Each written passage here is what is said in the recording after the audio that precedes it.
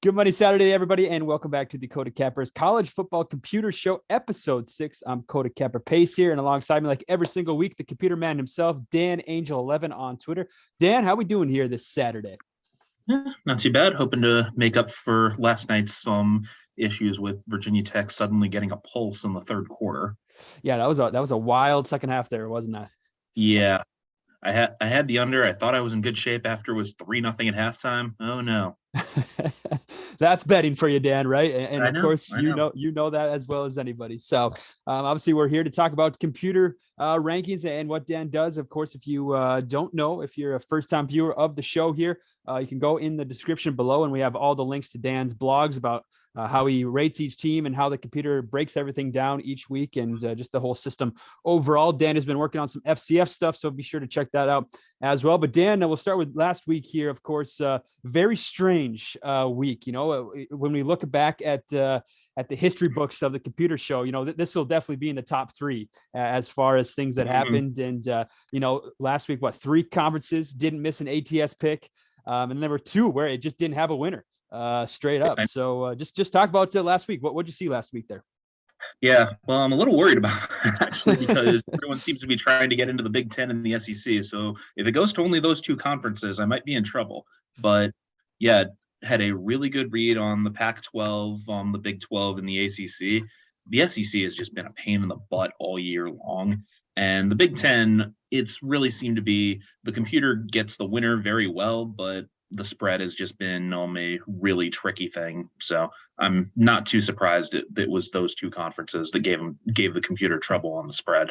Yeah, for sure. You talk about Big 12, 4-0, again, straight up and against the spread as well. And then the Big 10, 0-5 against the spread, but 4-1 straight up. So yeah, just very, and the Pac-12, 4-0 straight up and against the spread. Very interesting stuff. Very interesting. But Dan, we'll start this week in the ACC. Last week, 3-2 straight up, 4-1 against the spread. Again, another good number. If you're looking at your games, if you want a place to start, this is step one. I think, at least for me, for Dan, for a lot of the guys here at the network, this is step one for all of us. So let's start with the ACC here to take a look at it, and let's go Virginia here. They're 2-point underdogs, but the computer has them by over 2, at least 2 against Miami here. Yeah, so I mean the computer really lost a lot of faith in Miami after the Hurricanes' disaster against Middle Tennessee, and the way Miami played against Duke last time out, it looks like that lack of faith was justified. Miami really for the last month hasn't looked right. I mean, they managed to beat Virginia Tech, but everybody's beaten Virginia Tech this year. I mean, the Hurricanes have failed to cover 6 in a row. Virginia, they played well enough against Georgia Tech. I mean, they've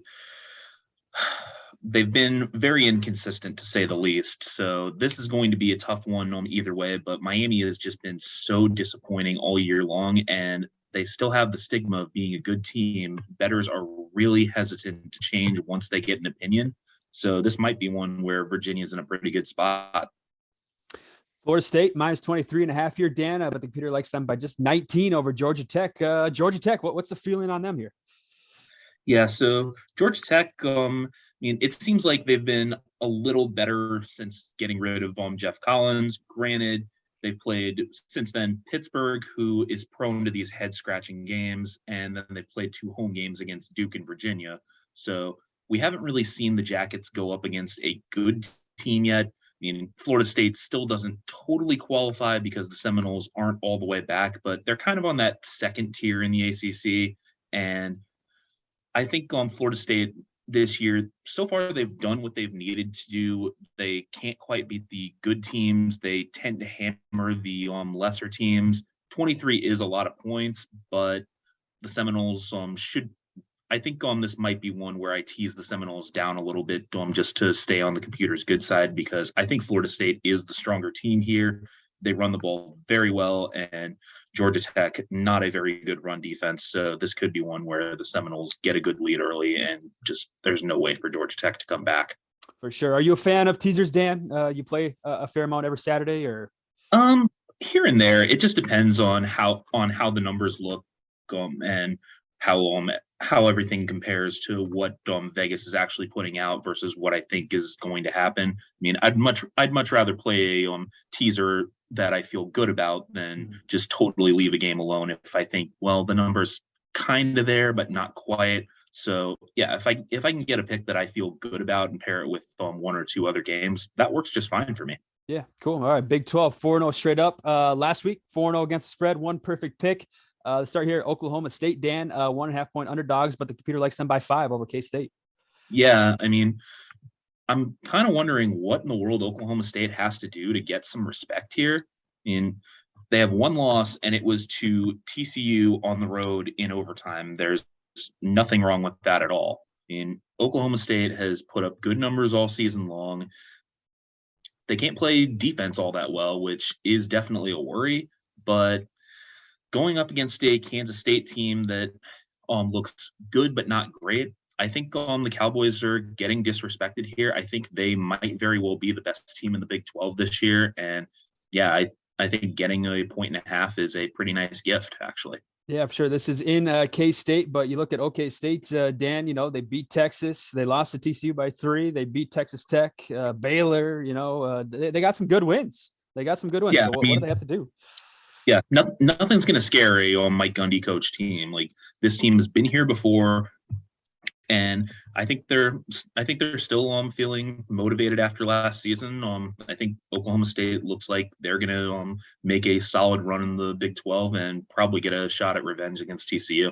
Yeah, love to see that. Iowa State here. This is an interesting one, 1.5 point underdogs, but the computer likes them by 2 scores over Oklahoma here, Dan.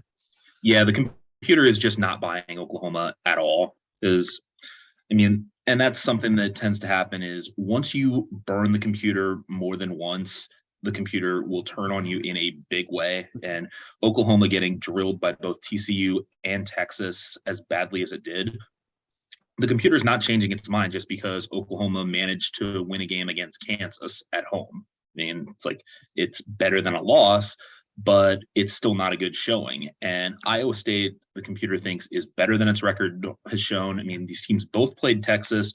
Oklahoma lost by 49 on a neutral field. Iowa State lost by 3 in Austin. Mm-hmm.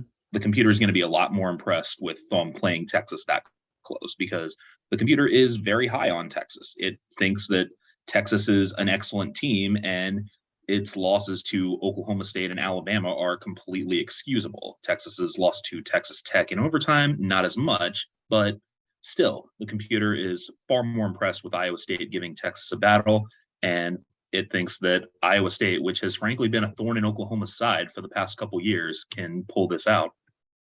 Set to the Big Ten here last week, 4-1 straight up, 0-5 against the spread. Let's go to the Golden Gophers here, who have lost 3 straight. They're minus 14.5, taking on Rutgers, who is also very, very bad. The computer likes them by 19 here, Dan. Can the Gophers get right here this weekend? Oh, boy. I mean, I don't really know what to think about Minnesota at this point anymore.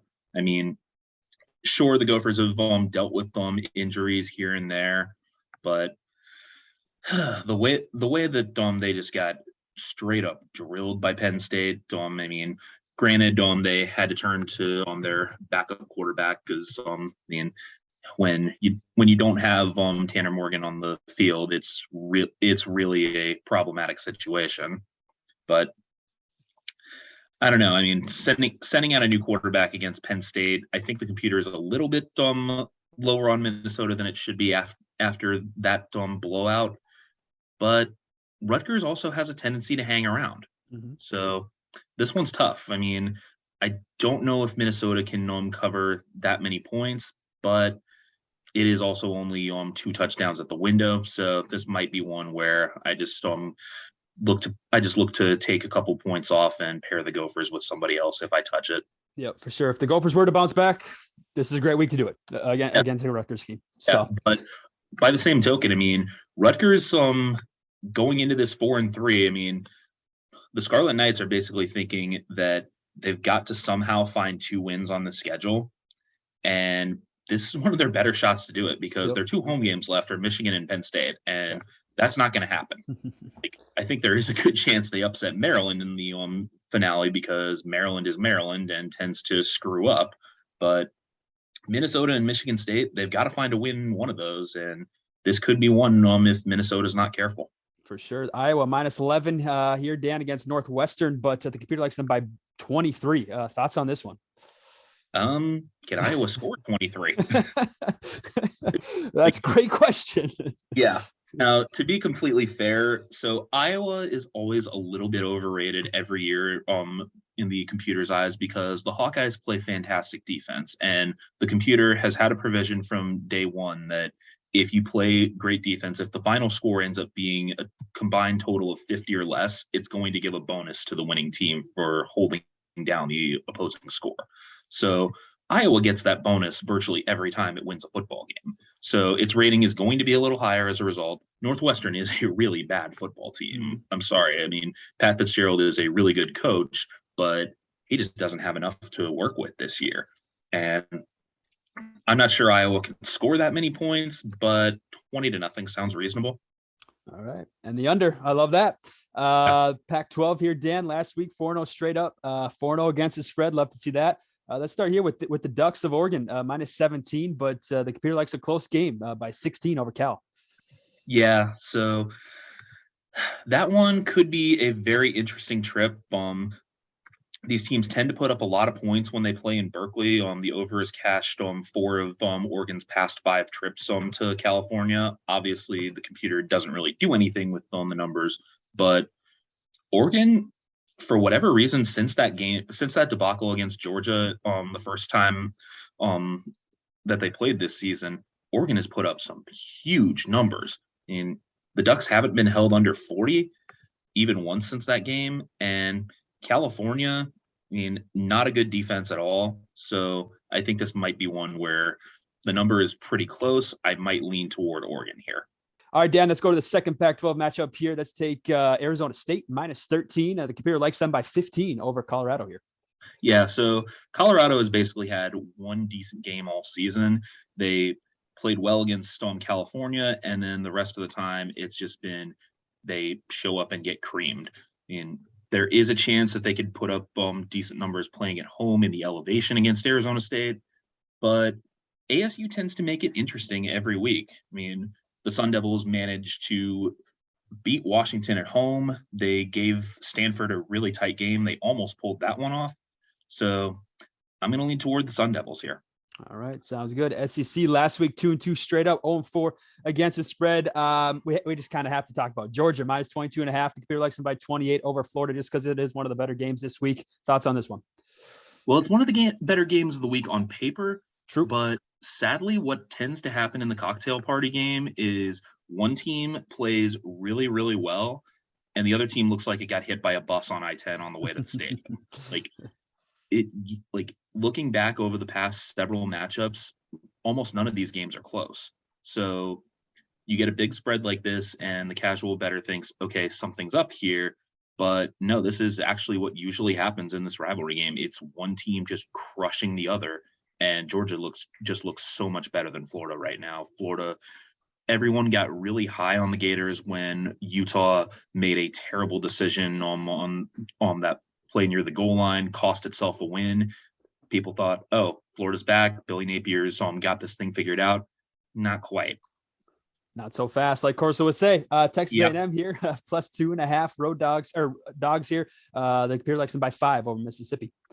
Yeah, so I think the computer might be punishing Mississippi a little bit too much for just how badly the Rebels lost to LSU last time out. Texas A&M, has there been a more disappointing team in the country than this? I don't think so. I mean, the Aggies, to their credit, have been in some games against some tough competition. I mean, they should have had Alabama beaten. They did get a win against Arkansas. They beat Miami before everybody found out that Miami wasn't as good as people thought. But they've basically just been terrible when they've gone away from home, other than Alabama, strangely enough. I mean, they've lost to both Mississippi State and South Carolina away. They're at home this time. Things should be a little bit better at Kyle Field, and Mississippi could be reeling. So I don't know. I think that this might be one where Texas A&M bounces back. If it's not, then the Aggies are going to be in real trouble moving forward. All right, let's swing over to the American here, Dan. Last week, 3-2 straight up, 1-4 against the spread, one perfect pick too. So I mean that's got to feel good. Let's start with Yeah. Houston. Houston minus 17.5, but the computer likes them by 14 over South Florida. Yeah, so South Florida tends to do this every week, that they face ridiculously huge spreads, and sometimes they give you a battle, and sometimes it just doesn't work at all. And strangely enough, the two instances where they actually have given their best fights of the season were probably the two hardest games on the schedule: Cincinnati away and Florida away. Like, that doesn't make any sense. But I mean, going to Houston, I mean, this should be an offensive shootout. Both teams have put up some really good numbers. Pretty much anything Houston does is going to work against that defense. So I think this could be one where Houston decides that they need to put up a big number, and South Florida just doesn't have the ability to stop them. So Houston could cover this number for sure. Yeah, for sure. Temple, another team that I might not be able to stop a team here in the American. Navy minus 13.5. Computer likes them by 24 over Temple here. Thoughts on this one? I mean, Temple's a team that might not be able to stop a nosebleed, let alone American offense. I mean, oh boy. So Temple, I mean, when you're facing Navy, you're facing the triple option, and that means that you need a good ground defense. And Temple ranks 103rd against the run. So it's not really a situation that I want to be in. I mean, granted, Houston doesn't have the greatest run defense either, and the Cougars were able to slow down Navy, but Houston's got a lot more talent on their defense than Temple does. So I think this is one where Navy rolls. Awesome. Western Kentucky here, Conference USA, minus 10. The computer likes them by 18 over North Texas. Yeah, so this is one where either the sports books aren't giving the Hilltoppers any respect, or the computer is giving way too much respect to the Hilltoppers. It worked out last week. I mean, just barely. The computer liked Western Kentucky by 13, I think, and they ended up winning the game by 3 when they were favored by 2.5. So it's a win, but it was a lot closer than the computer would have liked to see. This is one where Western Kentucky is going to put the ball in the air, because they always do.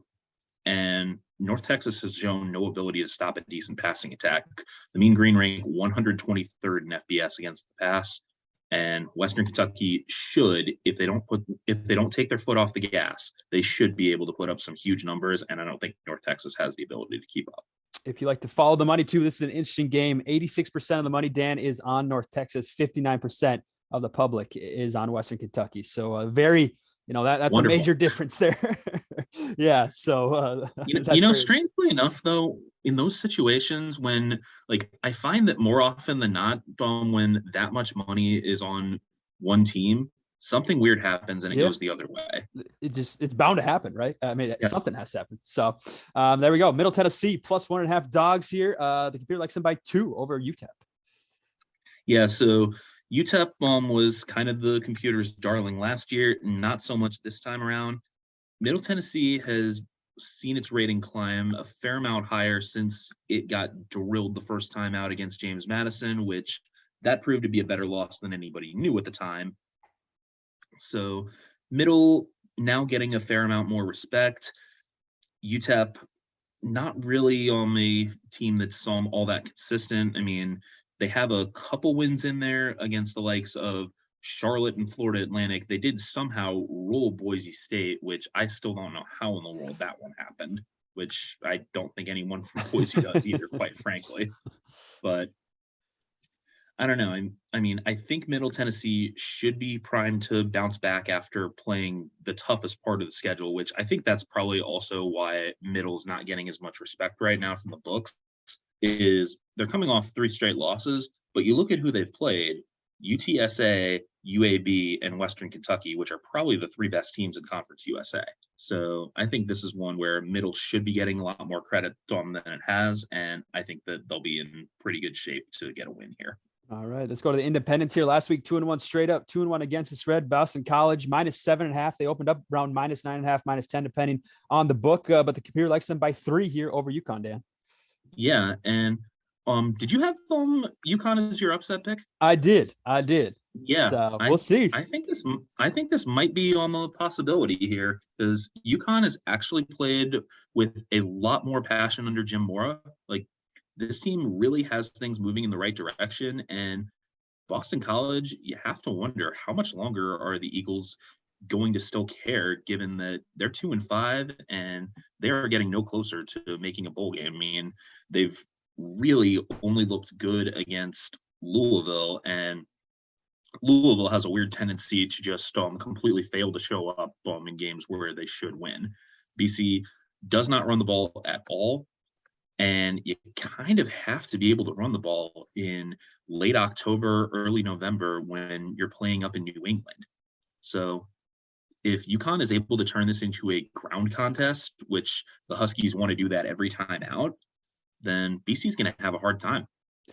Yeah, should be an interesting game. UConn, what 6-2 ATS this season too, Dan, and Yeah. 4 straight covers. So Yeah. and at home, BC has just one cover all season. Yeah, not good. 0-3 on the road against the spread. All right, let's go to the MAC here. Last week, 2-4 straight up, 2-4 against the spread. Let's see. Let's go to Miami of Ohio, -8.5. The computer likes a close one here by 9 over Akron.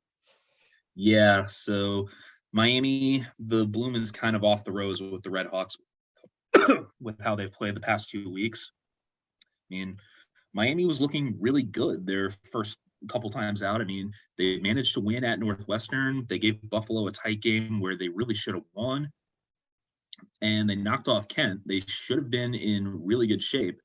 And it just hasn't happened that way. I mean, they're coming off a couple of honestly pretty bad losses to Bowling Green and Western Michigan, which Western Michigan at the start of the season, okay, but now it's pretty obvious that Western Michigan just is not the same team that it was a year ago. So I don't really know what's going on with Miami right now. I mean, they don't really have any injuries, so that's not explaining anything. So this might be one that I just stay away from because Akron, I mean, this is just not a good team, but Miami's been playing down to some bad teams. So this might be a situation where Miami allows a team to hang around again and could even get burned again. So I'm probably not going to touch it at all. Sounds good. Let's go to the Rockets of Toledo, -7. This number's come down a little bit, but the computer still likes them by 13 over Eastern Michigan. Yeah, I'm not sure what people are seeing in Eastern Michigan because I think that it's related to Eastern Michigan looking good against Arizona State earlier this year. But Eastern Michigan has been kind of a road warrior. Like the Eagles have played very poorly at home this year. And this is a situation for Toledo where if the Rockets get a win, there's pretty much no stopping them as far as on them winning the MAC West. They should have won that game against Buffalo last week. They absolutely gave that away. They also gave me my first upset win of the season in the regular show, so take that for what it's worth. But I think Toledo will come in pretty ticked off. I mean, Eastern Michigan at home this year, creamed by Buffalo, creamed by Northern Illinois. They managed to beat Massachusetts by 7, and they managed to beat Eastern Kentucky by 8. That is not exactly a great performance at the factory this season. So I think Toledo's the stronger team, and I think Toledo comes out with a pretty comfortable win that sets them on a path to Detroit where they should get another shot at Buffalo. And the Rockets did not forget. Remember last year, Dan, Eastern Michigan went into Toledo and won 52-49, 9.5-point road dogs. So watch out for the Rockets. I like the Rockets here. I like this one. Yeah. All right, there we go. Let's go to the Mountain West. Boise State is back here -27, but the computer likes them by just 25 over Colorado State. Last week, Mountain West was 3-2 straight up, 2-3 against the spread. Yeah, so Boise has not been getting as much credit as it should at home because the computer, it does differentiate a little bit between home and away, but not that much. And Boise has been a much stronger side on the blue this season. So they finally got things figured out on the road by getting a win at Air Force, but none of their games in the Treasure Valley have been close all year. Colorado State is just not a good football team. So I think this could be one where Boise just rolls. I'm not as confident as I should be because it is a lot of points and Boise could easily take their foot off the gas. But given how poor Colorado State's offense is, I mean, for a while, until Iowa finally passed them, this was the only offense that was weaker than Iowa's. Things are a little bit better in Fort Collins since that, but Colorado State still has not scored more than 19 points in a game, managed to lose by 31 to Sacramento State, which Sacramento State is a good Yep. FCS team, but you should never be losing by double digits to any FCS team if you're a decently leveled FBS program. Like losing to a good FCS team, okay. Losing by 20, no. Yeah. So I think this is one where Boise probably does almost all the scoring because, interesting tidbit, the over has not cashed once all season for Colorado State. Yep. And they're over under team total over under here, Dan, against Boise, 8.5 here. So and they might very well come in under that. Yeah, I mean, we'll see. One touchdown. Boise State's is 34.5. So yeah, it should be interesting there. I was just like paying attention to the team totals as well. Wyoming, the Cowboys minus 11.5 by 14. The computer has them over Hawaii. Hawaii, I don't know how to feel about Hawaii. I don't either. I mean, I do feel pretty good about Wyoming. This was a team that didn't really have a lot of expectations going into the season. They're not a good passing team, but they run the ball well, they play good defense, and they don't try to do too much. And they're actually in a pretty good position to make a bowl game right now. I mean, you look at their schedule, they've got 4 games left. 3 of them are on the road, but 2 of them are Hawaii and Colorado State. Yeah. So, like, I don't think that this story has a ending in the Mountain West Championship game for the Cowboys because they've still got to play Boise State and they've still got to play Fresno. But 7-5 is really possible. And if this team gets to a bowl game in a year where they were projected to win 4 or 5 games, I mean, well done, Craig Bohl. Yep, well done. 11 p.m. game, Dan, of course. So the Cowboys trying to go to the island. We'll see how that turns out for them. Should be interesting. Sunbelt here, 3-3 straight up, 4-1-1 against the spread last week. Let's start here with South Alabama, minus 12.5, but the computer likes them by just 1 score over Arkansas State, who's been pretty solid against the spread this season. Yeah, Arkansas State has tended to play up to its competition for the most part. In the James Madison game and the Louisiana game, obviously did not work out. But other than that, I mean, Arkansas State has done a solid job of hanging around with teams. I mean, they even managed to get a cover against Ohio State, which is something that even Big Ten teams have trouble doing. So this team can throw the ball pretty well. Not a good run team, but they'll put up a good amount of points. So as long as they can do their share of the scoring, I think they've got a good chance to keep this one close. Arkansas State 6-2, Dan, against spread this season, but those 2 losses have come in the last 3 games. So keep an eye out for that. Correct. Marshall, let's wrap it up here, Dan, before we get into our picks. -2, but the computer loves them by 10 over Coastal. This isn't good because I took Coastal Carolina as my lock. So yeah, not great. So I'm not sure if the computer is underrating Coastal because of how badly the Chanticleers got creamed by Old Dominion, because that was only their first loss. But you also look into Coastal's schedule, and it hasn't exactly been all that strong. I mean, Army is not as good as it's been. They barely escaped Gardner-Webb. They barely escaped Georgia Southern, Louisiana Monroe. I mean, the win over Buffalo was good, and they dominated Georgia State. But those are the only times that this team has really looked strong. The defense just does not get it done for this Coastal team. And Marshall defends very, very well. Like, this could be a game where Marshall just turns this into a ground contest and just pounds the rock all night, keeps Grayson McCall on the sidelines. And if that happens, then the Herd is probably going to win. Marshall 1-4 is a favorite. Dan, Coastal, though, has not been an underdog this season. So, again, another situation spot. It should be interesting. Yeah, also an interesting situation in that these teams aren't familiar with each other because this is Marshall's first year in the Sun Belt. So who knows what's going to happen there? Who knows? So we'll see. Should be fun. All right, Dan, there's our plays, our computer plays for this week here. Let's see. This is week 9, I believe, right? Is that correct? Yep. And that should be fun. So Notre Dame burned me again, probably a little higher number than expected. They almost covered, but they didn't last week for my play of the week. Dan, how about yours? And who do you riding this week? All right. So for my play, which at least I can remember that much. All right. I'm going to go with North Carolina here. I mean, Okay. like, so I do a fair amount of work for Pittsburgh Sports Now, and I've been following their stuff on the Panthers. And from what they're saying, things just really aren't good with Pitt right now. I mean, Slovis hasn't really looked like the answer, but kind of like Iowa with Petrus, Pitt's coaches just are not willing to go to the backup. And even though Clemson did it successfully against Syracuse and saw it work out, Pitt won't even try that strategy. Basically, the Panthers run the ball well, and that's about all that they can do. And North Carolina, 6-0 all-time against Pittsburgh and Chapel Hill. I think the Tar Heels are a bad matchup for Pittsburgh, and I think that they can cover the -3 pretty well.